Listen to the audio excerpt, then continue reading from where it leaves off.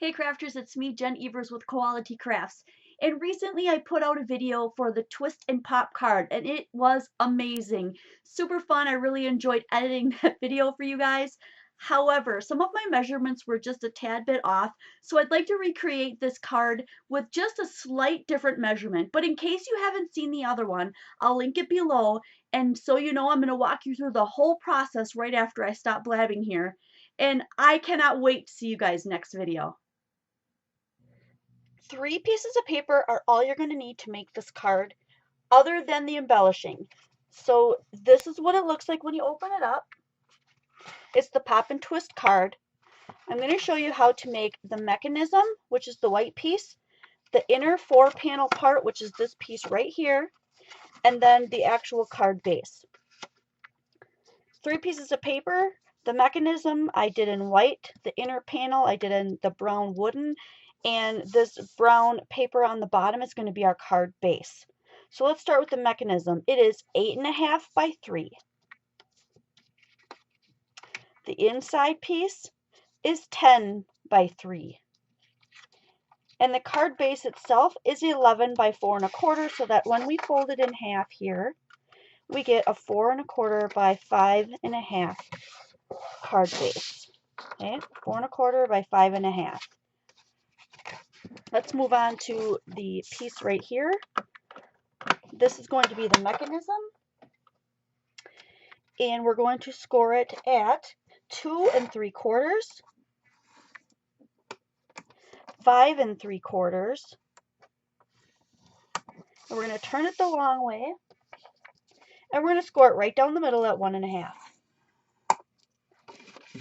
Next thing we're going to do is, if you don't have this, just go ahead and use a ruler and put that sideways and make an X right in the middle of these two. I'm using this dark grayed line here, so I'm lining up the top and the bottom along that grayed line and creating my X's in the middle here. And I'm going to turn it, I'm going to do it on the other side.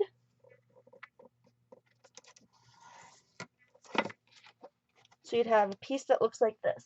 See the X in the middle? So now I'm going to go ahead and I'm going to crease all of these score lines, including the X in the middle. We want these lines from the X, these lines going out, we want those to go in. We're going to make sure those bend in, and it's going to automatically, as you push those in, collapse that into a house looking shape. And this is your mechanism that goes inside the card. The 4-panel piece here that we have, we're going to do a couple of scores. We're just going to do it at 2 1/2, 5, and 7 1/2. And I'm going to crease all those score lines, and I'm going to fold it together just like a book. Or if you rather prefer a gatefold card. So they're basically going to meet in the middle here. Crease those down and bring back your card base. So here's the card base we made, here's the mechanism we made, and here's the 4-panel insert. There we go, make sure I'm in frame here. So we're going to put this inside. This is the mechanism that makes your card work.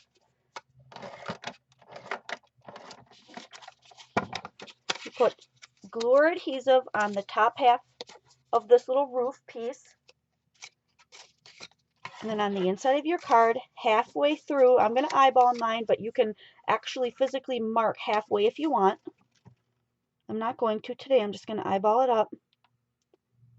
And then glue it down. Then put glue on the other side of this roof here, just on the triangle, and close your card. And then when you open it, that should move. Now as it's wide open here, we're going to add our 4-panel piece for the inside. Now again, if you want to, you can mark the halfway point between here and put a little mark right here in the middle. I'm not going to, I'm just going to eyeball mine up. You want to line these two up so that it's even on either side. So I think that's pretty darn close, and we're going to put glue right here. on the upper right hand corner.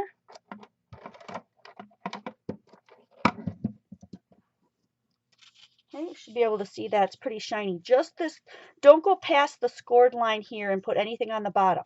But on the other side, we're going to do the opposite. We're going to put the glue on the bottom. Okay, so there's glue down here, just on the bottom half, not on the top half.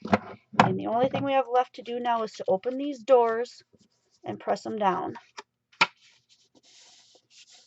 Then I reach underneath each one of these to make sure that the mechanism is going up.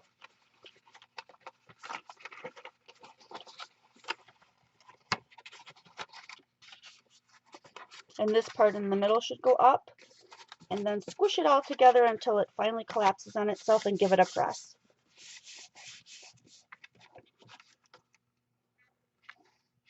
And I'll do it sideways here so I can get it all in frame here.